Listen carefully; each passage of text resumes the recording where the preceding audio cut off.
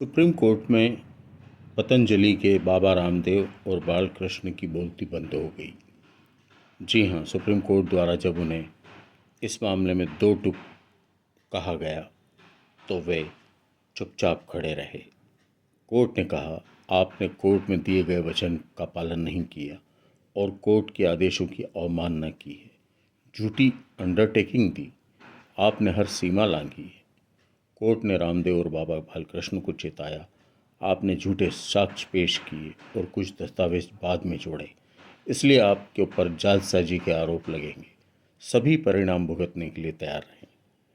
Court ने बाबा रामदेव को नए सिरे से हलफनामा दायर करने के लिए मोहलत दी। कोर्ट ने 10 अप्रैल को अगली सुनवाई पर दोनों को व्यक्तिगत रूप से पेश होने के लिए कहा है। उल्लेखनीय है कि इंडियन मेडिकल एसोसिएशन ने सुप्रीम कोर्ट में याचिका दायर कर आरोप लगाया था कि पतंजलि के भ्रामक विज्ञापनों से एलोपैथी दवाइयों की उपेक्षा हो रही है। यही नहीं, 2020 में पतंजलि ने विज्ञापन दिया था कि उसने ऐसे उत्पाद विकसित किए हैं जो कोविड को 100% ठीक कर सकते हैं। पतंजलि ने कोविड-19 वैक्सीनेशन को लेकर भी झूठा कैंपेन चलाया था।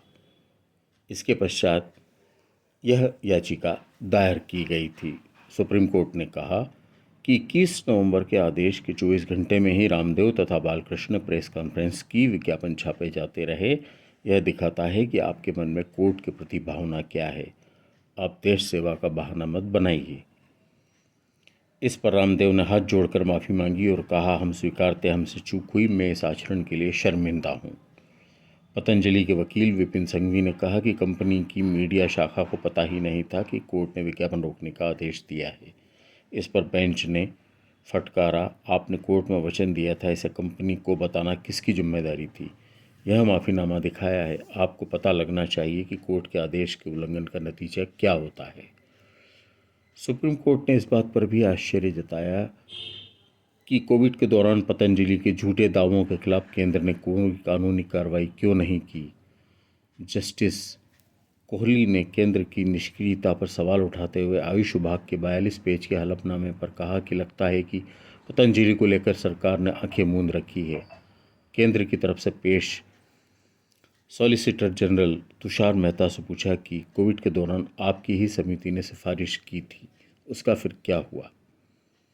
इधर बाबा रामदेव मंगलवार को सुप्रीम कोर्ट पहुंचे तब खुश और कॉन्फिडेंट थे।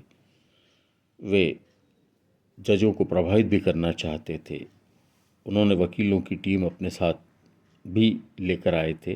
कोर्ट ने बालकृष्ण के साथ ही रामदेव को भी कड़ी फटकार लगाना शुरू की। भी कुछ कहना चाहते थे, लेकिन वकीलों ने चुप रहने का इशारा किया और वे कुछ भी नहीं बोले।